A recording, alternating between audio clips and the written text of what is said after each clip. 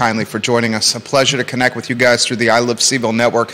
Today we're presented by the Clifton in Keswick. The Clifton in Keswick, just a fantastic place for date night, memorable outings, weddings and events, and on Sunday morning, brunch with Kris Kringle himself, Santa Claus, at the Clifton for brunch this Sunday morning.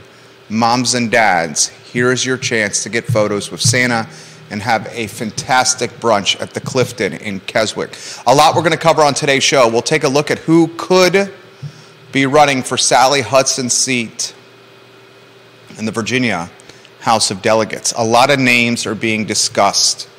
We've been on top of this on the I Love CVille Network, and a new name about to enter the mix as Sally Hudson is running for state senate. Today's program will also talk UVA Foundation promoting friend of the program Russ Cronberg to a new position. Russ will be the Director of Hospitality after serving as the General Manager for Boar's Head Resort for 6 years. We'll give you insight into this promotion as Russ Cronberg is now the top dog when it comes to not only the Boar's Head Resort, not only Burwood Golf Course, not only the sports club at Boar's Head, but now the Director of Hospitality for the new UVA Hotel and Conference Center. So he's managing quite a bit of the foundation's properties and brands. Russ is a stand-up guy, huge fan of Russ. Someone get Russ watching the show and let him know we're going to highlight his promotion today on the program. We'll talk Champion Brewing Company. The news continues to evolve. We now have confirmation that Champion is going to outsource a good percentage of their brewing to a North Carolina company. This North Carolina beer brewing company, D9 Brewing in North Carolina, is going to be making a lot of Champion's beers moving forward according to recent ABC label approvals. So a lot of this is moving from this area into another state altogether. We'll talk about this and the impact it's going to have on Charlottesville and Central Virginia today on the program. Speaking of beer, James River Brewery in Scottsville, Judah, you put this on my radar, has won Brewery of the Year. That's a big deal. A tiny brewery in Scottsville has been named the Brewery of the Year by the Virginia Restaurant, Lodging, and Travel Association. We love James River Brewery here. We love Scottsville here. We'll highlight this award on the I Love CVille Show. We will also discuss the most marketable UVA athlete active of any athlete in the athletic department at the University of Virginia. Which athlete would you want to build a name, image, and likeness marketing and branding campaign around? Guy or gal? My answer may surprise you. And then I'll close with this topic. Why do we not have more sports bars in Charlottesville and Central Virginia? Seriously, who can think of one brand that is a sports bar, literally a sports bar, in Charlottesville and Central Virginia? Is the only sports bar in Charlottesville and Central Virginia Buffalo Wild Wings on Route 29? I would describe Lazy Parrot on Pantops as a sports bar. Besides Buffalo Wild Wings, and Judah, you think about it, besides Buffalo Wild Wings and Lazy Parrot, what are the sports bars in Charlottesville and Central Virginia? I'm asking you genuinely, viewers and listeners, that question. Why, with an ACC team right here that is phenomenally talented, I mean, Virginia athletics is great at every sport except for football. Every other sport it's fantastic at. Why do we not have more sports bars? If you wanted to watch sports in Crozet, Virginia, where are you going to watch sports in Crozet? Why is there no sports bar in Crozet? Why is there no sports bar in Keswick, in Earlysville? Why is there no sports bar on the downtown mall in Charlottesville? I'm genuinely curious of that question. Let's go to the studio camera And then we'll welcome you on a two-shot after you hit that studio camera. Viewers and listeners, give the show a like and a share and join us in the discussion. Kevin Yancey says Pro Renata is a sports bar. Pro Renata is a great space to watch sports, but I would not characterize that necessarily, my friend Kevin Yancey, and I appreciate that suggestion, as a sports bar. I would call that a brewery who happens to have televisions for viewing sports. I'm talking a straight-up sports bar. Judah Whitcower, let's go to you on a two-shot so I can wish you a good afternoon. I thought you did a hell of a job adapting on the fly. Kathy Galvin joined us on Real Talk. That's one of the things I love about being downtown. Yeah. In this week alone, we've had Kathy Galvin walk by our studio. We waved to her. Mm-hmm. She came in and she sat down unplanned on Real Talk. This week alone, Tito Durrett, the interim police chief, has walked by a handful of times. Huge fans of Tito Durrett on the I Love CVille Network. Mayor Lloyd Snook walks by routinely the I Love CVille Network. That's why this network is downtown. It still continues to be the heartbeat of Central Virginia. Vanessa Parkhill, that's who I think the campaign should be built around. I'll get to the Queen of Earlysville comments here in a matter of moments. Let's get to the lead topic of today's show. Sally Hudson, who's been on the I Love CVille Network a handful of times. Sally Hudson's first campaign office was in my building, the Macklin building, where she rented an office from us in the Macklin building, Sally Hudson. Sally Hudson now challenging Cree Deeds in the Virginia State Senate. Cree Deeds moves into the newly formed district to continue his career in politics. While Sally Hudson and Cree Deeds are both Democrats, they're Democrats of very different persuasions. I think that primary is going to be a hotly contested primary. I think Sally Hudson's going to get somewhere in the neighborhood of $250,000 from kingmaker Sonia Smith out of the gates. And I'm hearing that $250,000 could get as high as $500,000 from Sonia Smith, the kingmaker. Cree Deeds is an institution. He's a legacy. Ran for governor one time. This is going to be a hotly contested Democratic primary. I want to put that to a side now, and I want to get to this news. If you want to go on a one-shot, so the folks can see the headlines. Katrina Callsen, Albemarle County School Board member. The word on the political street is Katrina Callsen is going to run for Sally Hudson's seat in the Virginia House of Delegates. Katrina Callsen has made a name for herself on the Albemarle County School Board.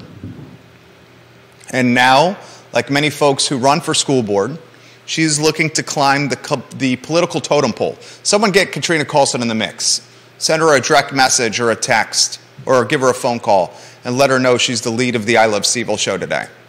So that's the chatter. Katrina Callsen running for delegate. We broke the news on the I Love CVille network that former Charlottesville Mayor Dave Norris is very much considering the Virginia House of Delegates open seat. In fact, I'll read specifically what he sent us on November 22nd. He said, Jerry, and I quote, "I'm on vacation with my daughter in Ireland, but I will definitely give it some thought when I return to town. It's an intriguing possibility, and Sally has big shoes to fill." Dave Norris, I think, would make a strong candidate for Virginia House of Delegates. And we're hearing Ned Galloway of the Albemarle County Board of Supervisors is very much considering this seat in the Virginia House of Delegates. Those are three established names.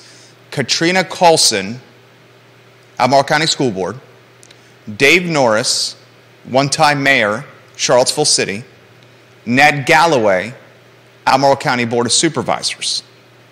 How would the politics play out if you have these three people running for the Virginia House of Delegates? Do Ned Galloway and Katrina Callsen have brand recognition or name recognition outside of Albemarle County? Do Katrina Callsen and Ned Galloway have name recognition that can penetrate Charlottesville City voters? Is Dave Norris's name recognition tied specifically to Charlottesville City? And can his brand penetrate Albemarle County voters? A lot of political science there. Will one of these three run potentially as an independent? Because the Democratic primary would be very hotly contested. You run as an independent, you sidestep the primary. Will other individuals think about running for Virginia House of Delegates? Ziana Bryant's name has come up in political circles as a potential candidate for the Virginia House of Delegates. Yes, the student at the University of Virginia, Ziana Bryant. I think you're going to see this race have significant levels of engagement with candidates that have qualifications that appeal to voters of today. Katrina Callsen, who's on the school board, has made a name for herself. School board members in 2022, almost 2023, are becoming household names when maybe 5 years ago, no one outside political junkies, outside teachers, central office employees knew who these school board members were. Now the names are recognized and known. Dave Norris has a very high profile in this community. Ziana Bryant, while she's had no political experience, undoubtedly has a high profile in this community. And if she can get the backing of a rainmaker like Sonia Smith, she can make a push for a seat like this. Ned Galloway, a two-term supervisor in Albemarle County, has got a high profile. We'll see how the cookie crumbles. We'll see what the primary looks like, and we'll see if any one of these chooses to run as an independent to sidestep a primary. Fresh news for you, undoubtedly. The Katrina Callsen delegate chitter chatter. Another topic I want to talk about, and then we'll weave you in on the beer topics.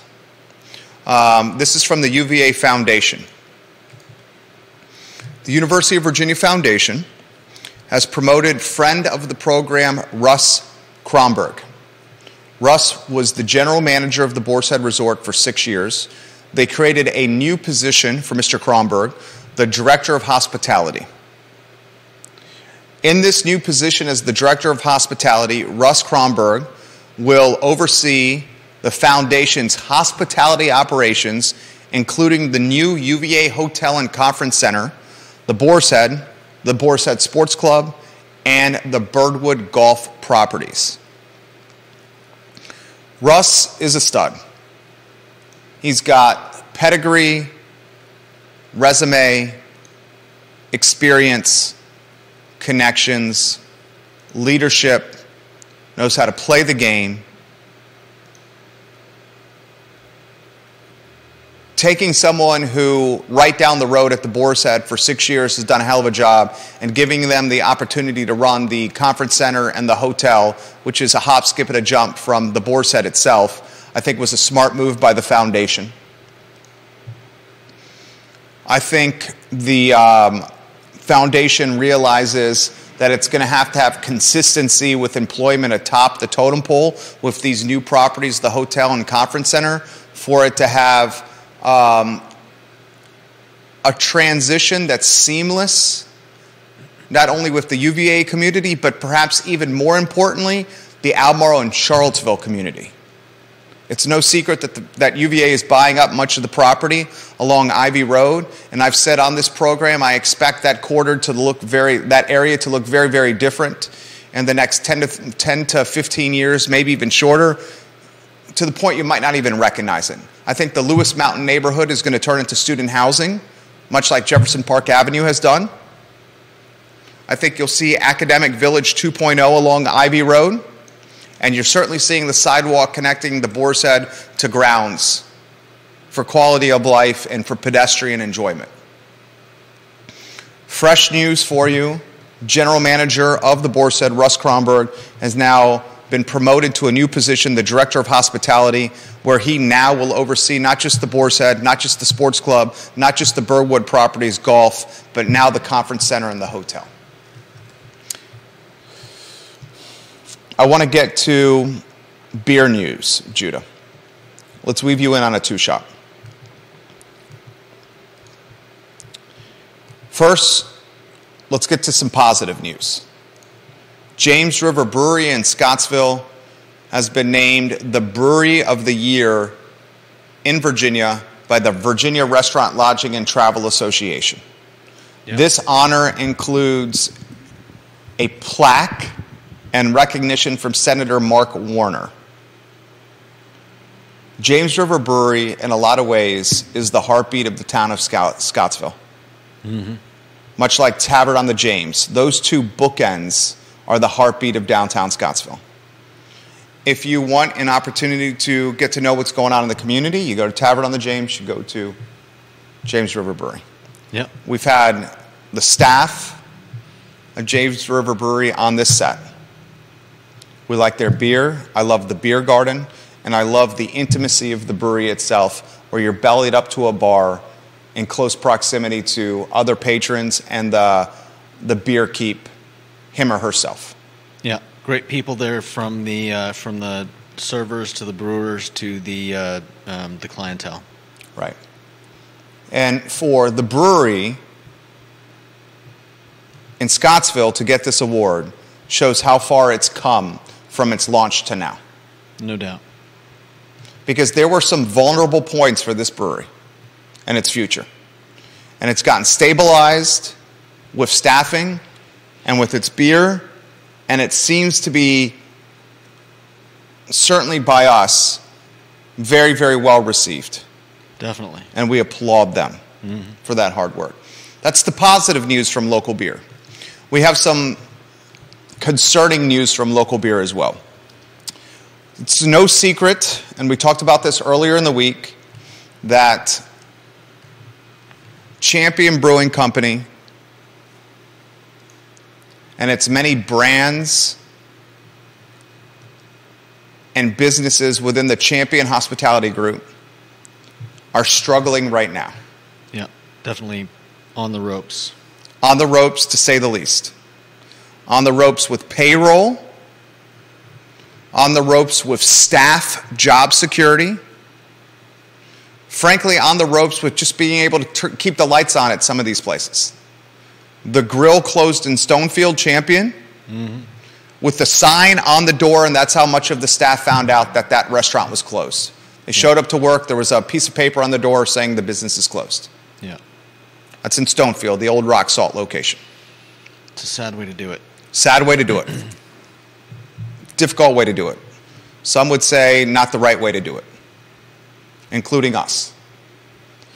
We're hearing that the Champion Ice House in Gordonsville is going through a rebranding itself, where the Champion name will be distanced from the signage and the marquee, and it will be known early next year as just Ice House. Yeah. As Craig Hartman takes the reins as the shot caller in a fantastic fried chicken joint in a adorable and cute town of Gordonsville. You read and research ABC, yes, ABC, the folks that manage, oversee booze in Virginia, and you read labeling. This is from Cheers, Virginia, a brand that follows booze in the Commonwealth very closely. Cheers Virginia recently posted on social media, according to recent ABC label approvals, Champion seems to be moving to have at least some of their beers contract brewed through D9 Brewing in North Carolina. D9 Brewing in North Carolina is also where a head brewer of Champions moved to be a master brewer several years ago, so there's a connection there. Interesting. Reason Beer, who was acquired, and I use the word air quotes, by Champion, seems to be going dark. And by going dark, I mean closing. Yeah. Evaporating. It's a shame. So I ask you, Judah Wickower, the impact of this news on the Charlottesville and Central Virginia craft beer ecosystem. I have some ideas. I'm curious of yours. The impact of all of this on our craft beer in Central Virginia. Well, it'll possibly give some other brands a chance to take up some market share. And sadly, Reason, I think, was they were, I think, largely focused on getting their beer out there, rather than having a large in-person presence. So it'll be a shame if they get shut down altogether, taken off the shelves. Other than that, who knows? We've seen a lot of changes recently, what with Wild Wolf selling and brands coming and going. Is this an indication of an oversaturated market? Or is this an indication of poor management atop the totem pole? Fiscal irresponsibility atop the Champion totem pole? Sounds like both. I don't know that we're... actually, I don't know that we're oversaturated. I think we have some places that aren't well advertised. Can you ever really have too much beer? I disagree on that. Really? Yeah. Portland, Maine. I was very surprised not too long ago to find out is a major craft brewery center. Philip Dow says, I think the King of Scottsville, I think the explosion of new breweries popping up is having an impact on people. Look, I agree. I agree, Philip Dow. I think we're at a saturation point. I think we're at a saturation point with beer, with wine, with cider, vineyards, wineries, distilleries. We're at a saturation point. And I think what's sustained this saturation point, we did a list a couple of weeks ago of wineries, breweries, cideries, distilleries, vineyards in the Central Virginia area within like 30 miles of Charlottesville. Remember that list? We came up with like 50 points of sale within 30 miles of Charlottesville City. 50 options for you, the consumer, to have beer, wine, cider, or liquor made in Central Virginia for you to spend your dollars on. And I think this is what's happening. We have, for long periods of time, economic positive scenarios, wealth in the area, people that love to support local. Mm-hmm. So much money to spend on beer, wine, cider, liquor. But since COVID, where for an extended period of time, some of these liquor, beer, wine brands had to take mortgages against their house, loans for their business to survive, lines of credit, HELOCs, Yeah. hard money lending, you name it, that was utilized for these F&B businesses to survive. That scenario put a lot of backs against the walls. And then now we have 2022, a time of inflation and disposable income tighter than ever.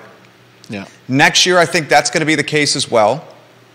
We're finally facing headwinds as opposed to tailwinds for alcohol that generally is recession-proof. Yeah. And as the headwinds become more significant, we have significant headwinds now. Credit card debt, cost of living through the roof, inflation out of control still. People are spending less. Yep. And the brands, liquor, wine, beer, cider, that were run in a non-overextended capacity are the ones that are going to survive these headwinds. And you certainly saw Champion overextend itself. For a couple of years now, we've been saying, wow, he's opening Champion Grill in Stonefield. He's opening Passiflora. He's opening Brazier, how do you say it? Brasserie Saison. He's opening that. He's opening, what's the one next to it? I don't know what the market? Called. The Brazier Market or Suzette? Suzette. Right.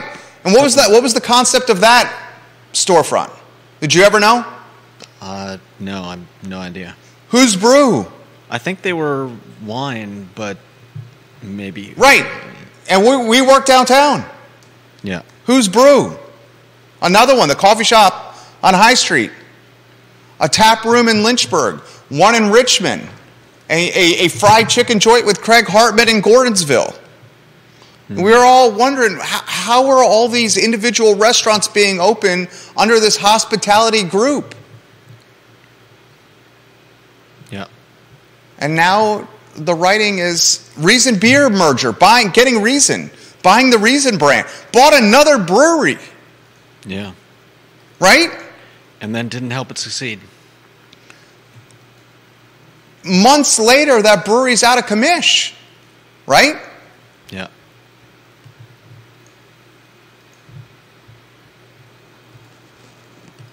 So the impact I'm seeing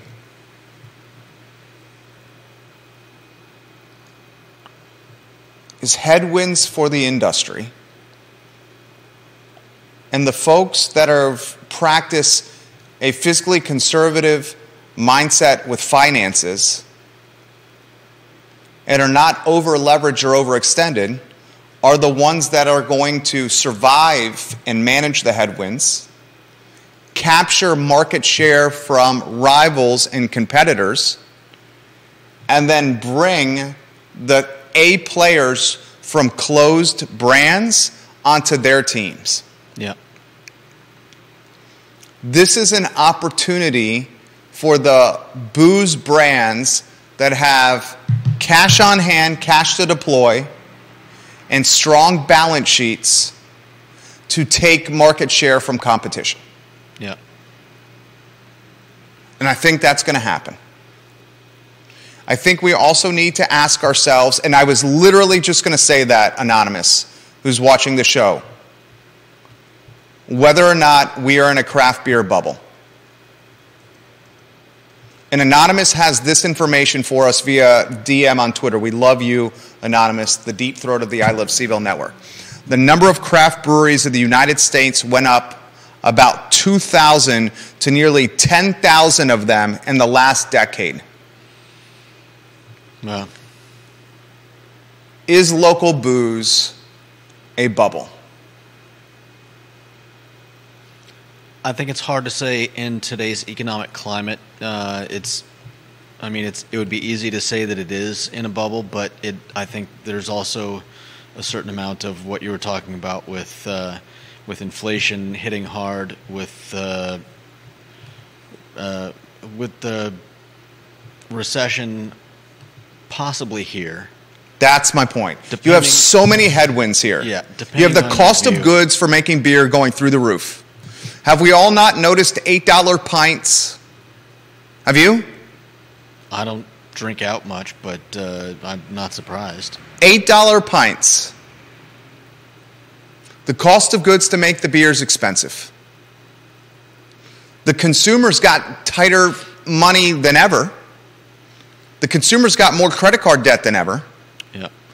Half the consumer's take-home pay is going to housing, leaving 50% for groceries and the proverbial you-know-what that hits the fan and comes up randomly.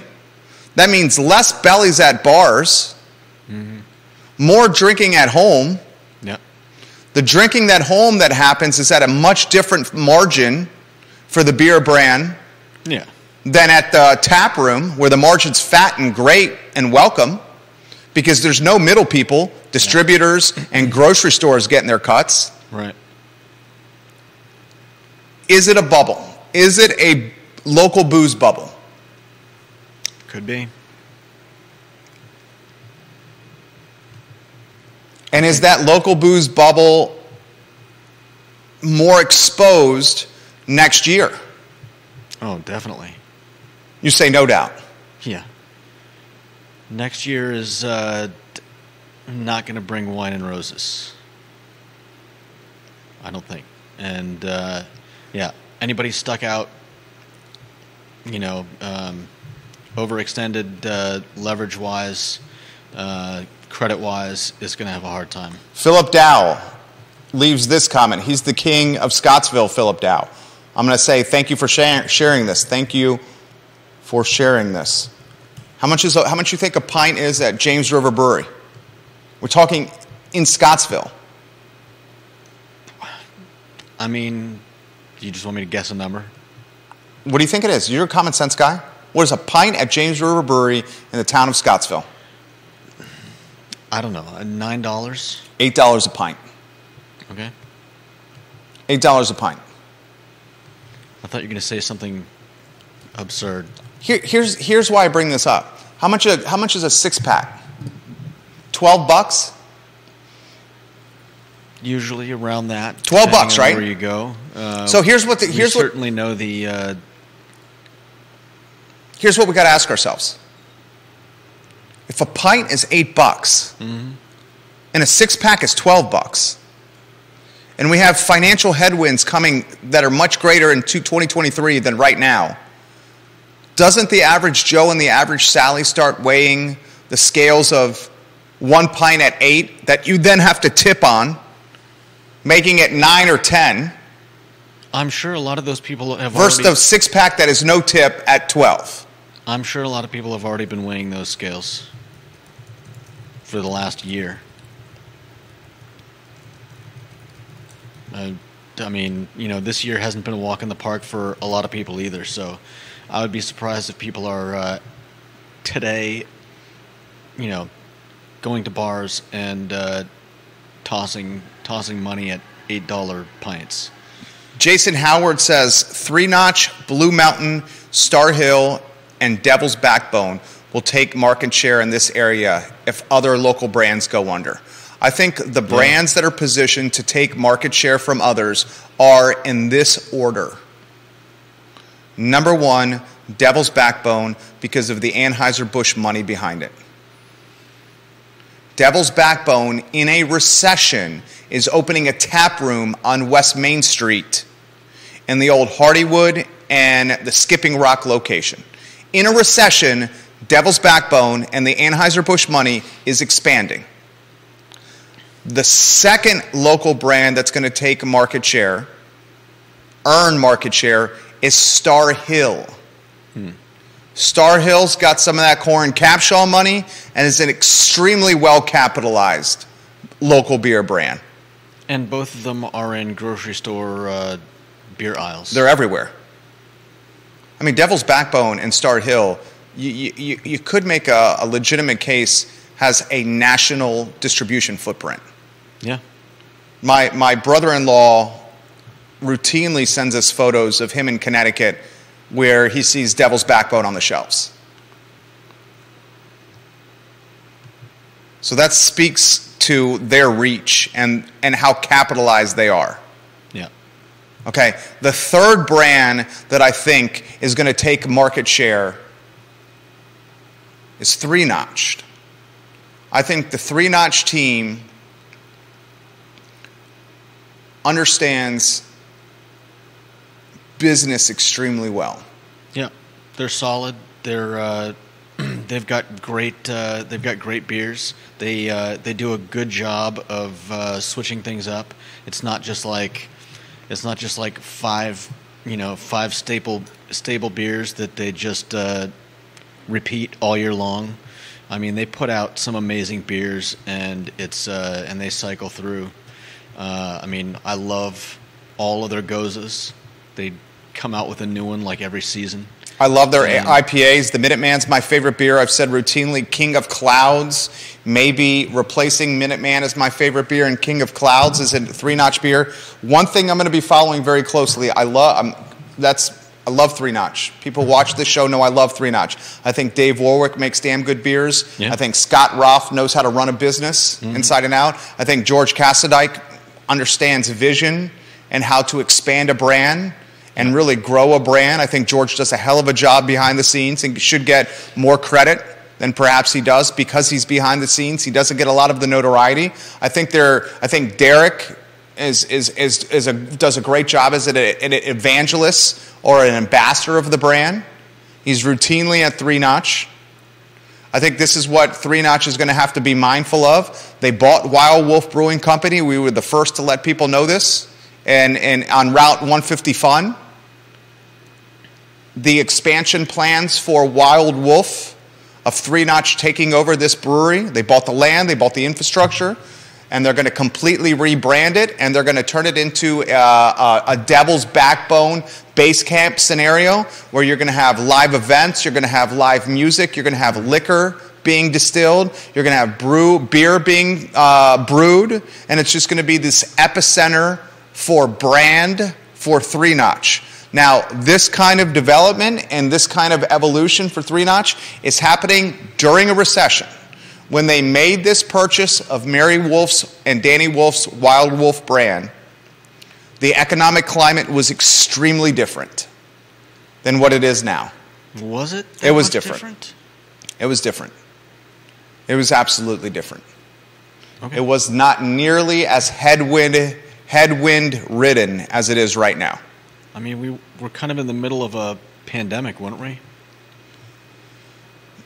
But I'm not saying you're wrong. I'm just looking for clarification. Would you say I would say the headwinds of the pandemic are not nearly as significant, right, as the headwinds now? And people are like, "How do you say that? That's freaking crazy." But you're thinking about 0% interest rates. That's what I'm saying. You got easy money to borrow. Easy money to borrow. Government was throwing these brands business stimulus money. The PPP. Yeah. The PPP money was everywhere.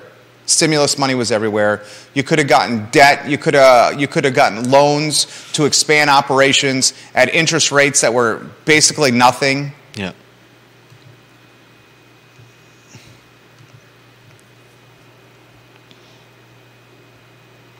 I know their team is physically very conservative, but how they manage this expansion and this development project of a new headquarters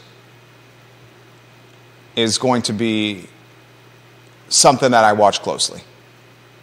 And I give them props because the future of their primary headquarters at Ix, I think, is a little uncertain because we know Alan Kajin and Ludwig Kutner are straight up trying to sell Ix Park. Mm. So having your headquarters at a place that's actively listed by very bottom line driven landlords, Alan Kajin and Ludwig Kutner, is cause for concern for any brand there. Yeah. The Champion news perhaps is an early stage indication of a local booze bubble. Also an indication of family money saying no more. Yeah. No more. To keep this operation going. Mm. Anything you want to add to that? No, that's fair. I think everything we said was fair. Yeah. Do you agree? Yeah. Yeah. Lisa Costello says it's free not to drink alcohol. It also does not cost friendships, family relationships, health, and employment issues. Drinking gets out of control. DUIs have a huge impact on a driver. It's a fair comment. It's free not to drink. I will highlight this. Lisa, I'm going to say I read this on air. Let me respond. I read this live on air. I will say this. The booze ecosystem creates a lot of economic opportunity for Central Virginia. Kevin Yancey says, remember Jerry, Wild Wolf had national distribution through Miller Coors as well. I will say this, though, Kevin Yancey. I loved Mary Wolf. Huge fan of Mary Wolf. Yeah. I did not think the beer portfolio of Wild Wolf was to the standards that it needed to be. Yeah, I could agree with that. The beer scene right now is ridiculously competitive. And the number one aspect of a local brewery is brewing beer that people like. Blue Mountain has got great beers. Yeah. The Full Nelson, the Hopwork Orange, the stout it has, fantastic. Yeah. Star Hill has got almost household name beers. Northern Light's a household name. Devil's Backbone, the 8 Point has become a household name. Definitely. Three Notch, the Ghost, the Minuteman, the 40 Mile, you're talking household names here. Yeah. Wild Wolf had the Blonde Honey.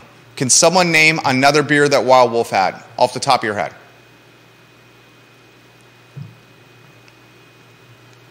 Primal something or other. I think it was called was it the Primal Fear?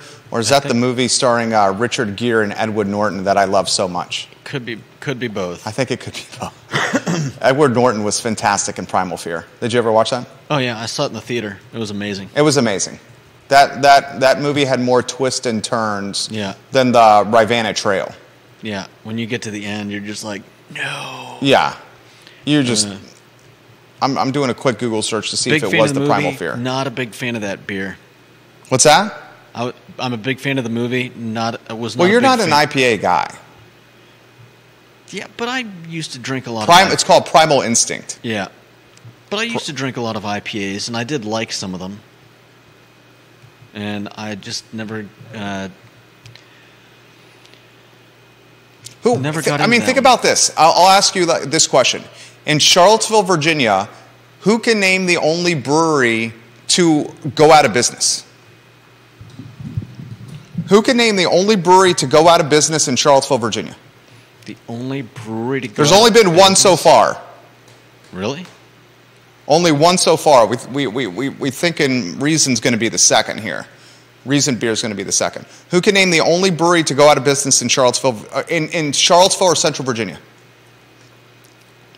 I'm talking about the import from Richmond. I wouldn't say Hardywood went out of business. I think Hardywood just closed its tap room on West Main Street. That's fair. Who can name the only brewery to go out of business in Charlottesville, Virginia?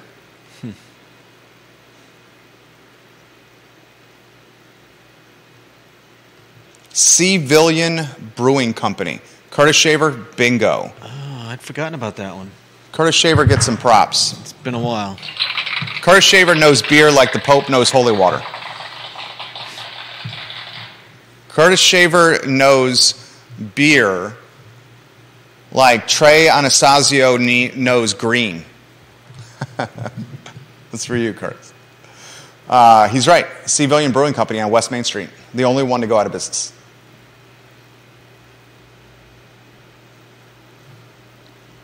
Speaking of... So we're going to say, is Reason the second one that's going to go in Charlottesville history? Charlottesville, Virginia history. Is Reason the second one to go now out of business? Certainly looking like that. Time will tell. Certainly looking like that. I didn't mean to interrupt you. I apologize. What were you saying? I was just going to, as an aside, say, speaking of Curtis Shaver, Curtis, would you call Peloton a sports bar? I know it's not sold as one, but that's a good question. I believe they've got screens. And Peloton's a great spot to watch sports. Curtis Shaver, chef, part owner. Is Peloton? How would you describe Peloton as a sports bar if you had 5 words to describe Peloton? Would sports bar be one of the 5 words? We love Peloton. Does a bar have to specifically be a sports bar in order to be counted as one of your sports bars? That's a great question as well. He said yes, if he had 5 words to describe Peloton, sports bar would be one of them. Cool. So I think that is very cool. Here's a question that I have for you, Curtis Shaver. You know this as well as I do, and you're a huge sports fan. Loves the Pittsburgh Pirates, loves the Pittsburgh Steelers, loves the Pittsburgh Penguins. Not a huge fan, Curtis Shaver, of Tom Brady, although his beautiful fiance is. Great conversations in the... I saw the moniker that you guys used while lighting up your house on Facebook, and it made me laugh. Was it the Shaverman house? The combination of Freeman and Shaver? I think it was the Shaverman house. The house looks beautiful with the Christmas lights, by the way. Why do you think, Curtis, and viewers and listeners, there are not more straight-up sports bars in Charlottesville and in Central Virginia? Could it be that there are enough bars that double as sports bars that nobody feels the need to specifically create a sports bar? I mean, I'm looking through and like Boylan. Would you consider Boylan a sports bar? I'd say, would we consider Boylan Heights a sports bar? Citizen? Would you consider Citizen? I mean, how many TVs does it take to make it a sports bar? What about Sedona Tap House? I mean, Sedona Tap House in its name says tap house. Citizen Burger Bar says it's a burger bar. So are you saying that disqualifies them? Okay, then we need to identify what is the definition of a sports bar. Yeah, well, that's what I was just asking. What is the definition of a sports bar, viewers and listeners? And then let me ask you this question. Is anyone not surprised that there's no sports bar in Crozet? Where's someone going to watch sports in Crozet? You're asking the wrong Going person. to Pro Renata. Yeah. Where are you going to watch sports in the downtown mall? I would say, I mean, if somebody asked me, I'd say try Citizen. That's the only place, right? What about Lucky Blues? They've got some TVs. They might show games. I mean, I honestly don't know. That's what I'm saying. I don't go to bars much anyway. You're not a huge sports fan anyway, don't right? go to bars. You're not to a huge watch sports fan. I get it. You're not a huge sports fan. I'm a diehard sports fan. Every time I've sat down at the bar in Citizen Burger Bar, there have been 4+ screens all playing sports on them. Jason Howard, the king of Rio Road, says this. A number of years ago at a distributor meeting, I remember hearing that craft beer sales peaked at 18% of the total beer market. I would not say the bubble popped, but we are past the peak for sure. Seltzer has taken a huge chunk of available shelf space in the off-premise market, and it is not giving it back. As leases expire in the next few years, it would not be surprising to see some newer brands fold and close their operation. It's a good comment from Jason Howard. Seltzer, the Generation Z, I'm talking the 25-year-olds and under, it's all seltzer. It's all seltzer. And here's another thing that we need to focus on.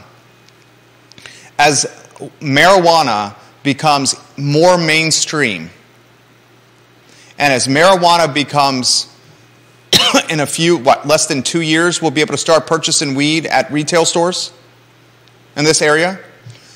Most likely. Beer brands would not be keeping their eye on their prize if they did not think that marijuana could take market share away from them.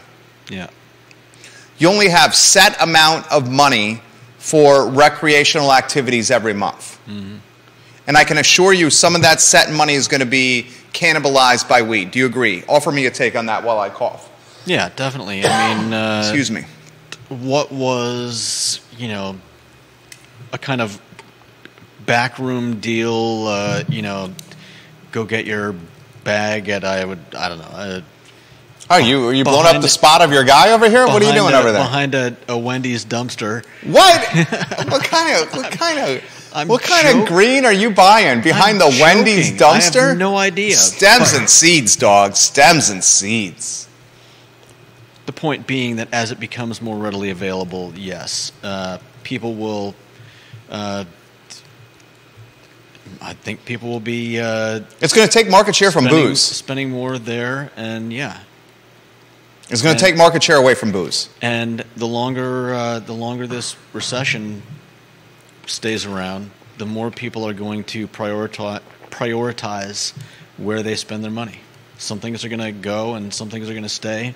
And going out is going to take a back seat to staying in. Buying six-packs is going to become more popular than sitting at a bar and paying those prices, except on maybe special days, special outings, and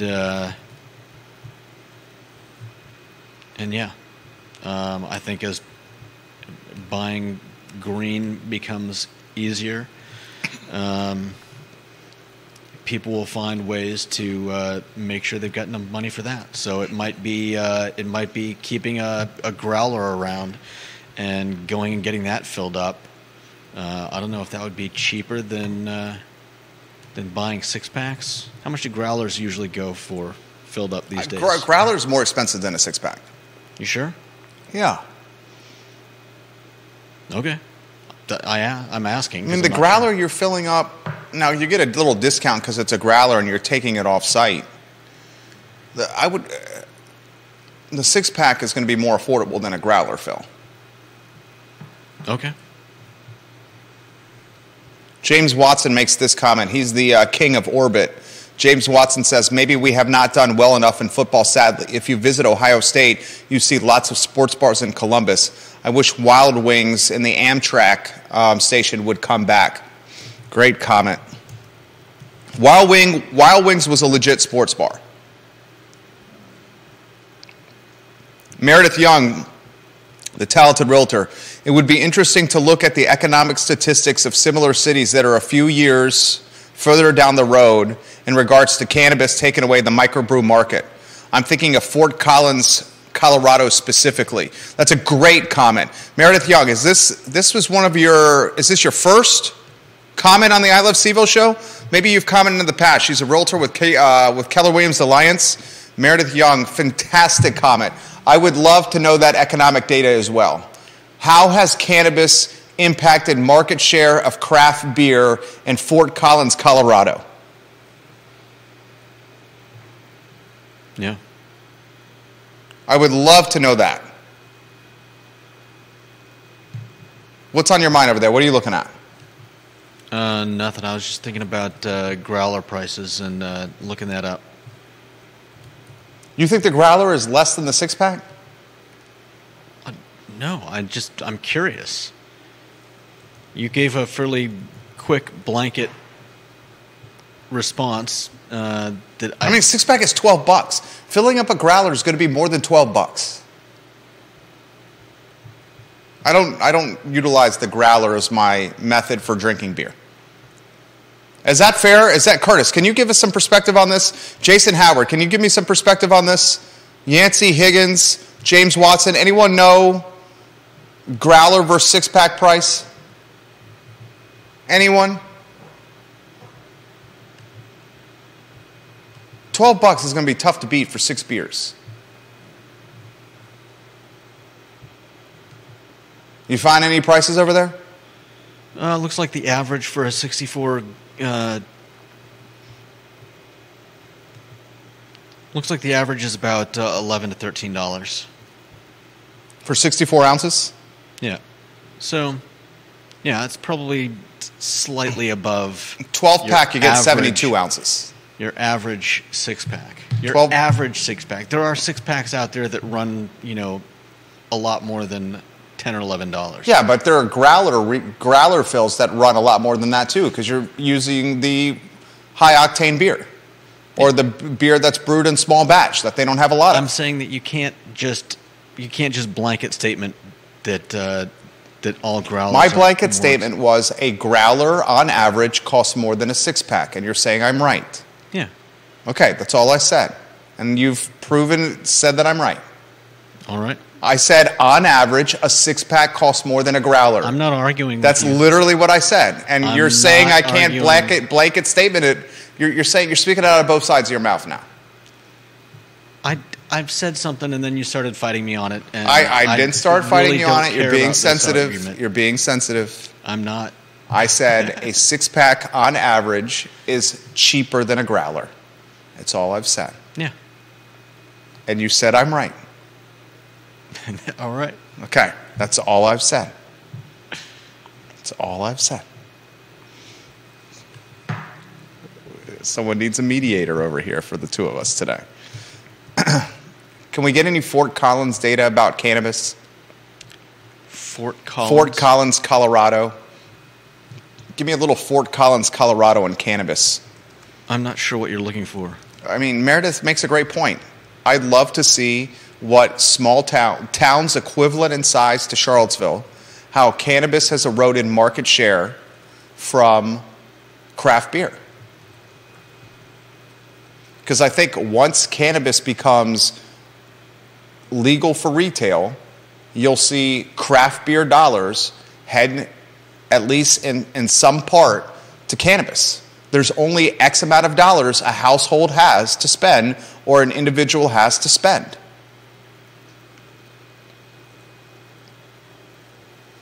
Meredith says, depends on if you plan on drinking the growler all at once. There's more flexibility with the 6-pack versus a growler, in my opinion.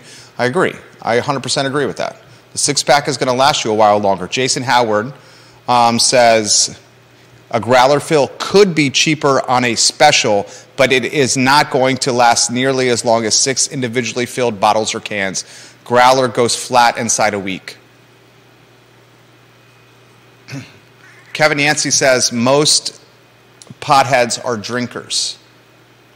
My point is that there's only a limited amount of money that an individual or a family has, especially in a recession. That's my point. So as weed becomes much more readily available, I think that is going to take market share away from at least some part craft beer. Any Fort Collins data? I know I'm asking you that on the fly, and that's a difficult topic to find on the fly. I mean, most of what I'm seeing is about how they're using hemp in their beers now, so not a whole lot on... Okay, we'll look on that. That's a good comment from you, Meredith. All right, one other topic that I want to get to. And do we know, was James, what James said is right, that we don't have the sports bars around here because the football team's not good? You're asking me? No, I'm asking the viewers and listeners, not you. You don't watch sports. I know. That's why I was surprised you looked like I'm asking the viewers and listeners. I think that is a large part of it. Maybe it's because there's no pro team here and because the college football team struggles. Yep. I mean, maybe that's the reason. All right, last question. Who is the most marketable UVA athlete that's active right now?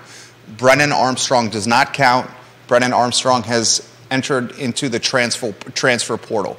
We can go on a one-shot here, and then we can bring you back in on a two-shot for some final thoughts. Who is the most marketable, active UVA athlete? Not Brennan Armstrong, the quarterback, anymore. He's in the transfer portal. Look, for me, it's a clear-cut two athletes. The most marketable, active UVA athletes right now are Samantha Brunell, UVA women's basketball team, and Kie Clark, who just signed a name, image, likeness deal with Roback, a brand that was birthed at the Darden School at UVA. Roback is a fantastic brand. Roback, we would kill it for you guys with I Love CVille, with driving sales to your business. We should do a deal, I Love CVille and Roback. Someone tell Roback that. We would kill it for you guys. We should do a partnership, a JV, a joint venture, Roback and I Love CVille. The most marketable UVA athletes are Kie Clark and Sam Brunell, basketball players. Kie Clark is marketable because he's a household name. This is his 5th year of playing basketball in Charlottesville. Kie Clark is marketable because he's won a national championship. He's marketable because he's the point guard and routinely has the ball in his hands. And he's marketable, perhaps most importantly, because of his stature. Here's a guy who's 5'7", 5'8". When you're 5'7", 5'8", and you're playing basketball, you're relatable. You're like the average guy. There's a reason people love Steph Curry. There was a reason people love Spud Webb. They're not 6'10", jumping out of the gym with verticality. They're just average guys in stature. Kie Clark, when someone who's 12 years old, a kid who's 12 years old or 13 years old, sees Kie Clark, they say, man, that guy's the same size as me. I can do this as well. So they're approachable and they identify with Kie Clark. You add all those factors, 5'7", 5'8", 5 years of household name, talented player, national champion, and I would say he is arguably the most marketable active athlete at the University of Virginia. A close second is Samantha Brunell. She's a product of Greene County Schools. Her family is extremely active in this community. Her mother, Katie Brunell, is a head honcho in Greene County Schools. Her father's a talented real estate agent. Samantha Brunell is a hell of a basketball player. Started her career at Notre Dame, has Team USA experience. Arguably the face of UVA women's basketball now after transferring from Notre Dame. And let's cut to the chase. We're talking about branding and marketability. She's beautiful. A model playing basketball. And I assure you that plays a factor in branding and marketability. Your face is going to have to go on stuff. Close second, Samantha Brunell, Kie Clark, number 1, your most marketable, brandable athletes that you can build a campaign around. Anything you want to add, Judah Wickower, as we go back to it too? No, I think you're right. James Watson says Jay Woolfolk in the 3 slot. James Watson is suggesting Jay Woolfolk because Jay Woolfolk is a 2-sport star. He's a quarterback on the UVA football team, and he's a pitcher on the UVA baseball team. Jay Woolfolk is a good, marketable athlete if he can take his play on the diamond or on the gridiron to other levels. Right now, Jay Woolfolk has not done much in football. In fact, you can make a legitimate argument that Jay Woolfolk's best professional career is baseball, as a guy who hits 100 miles an hour as a relief pitcher for Brian O'Connor's baseball team. Right now, he's an unknown in football. If you ask people who Jay Woolfolk was, a lot of people would not know who he was. I think he has potential as a 2-sport star, though, James. I think that's a very good comment.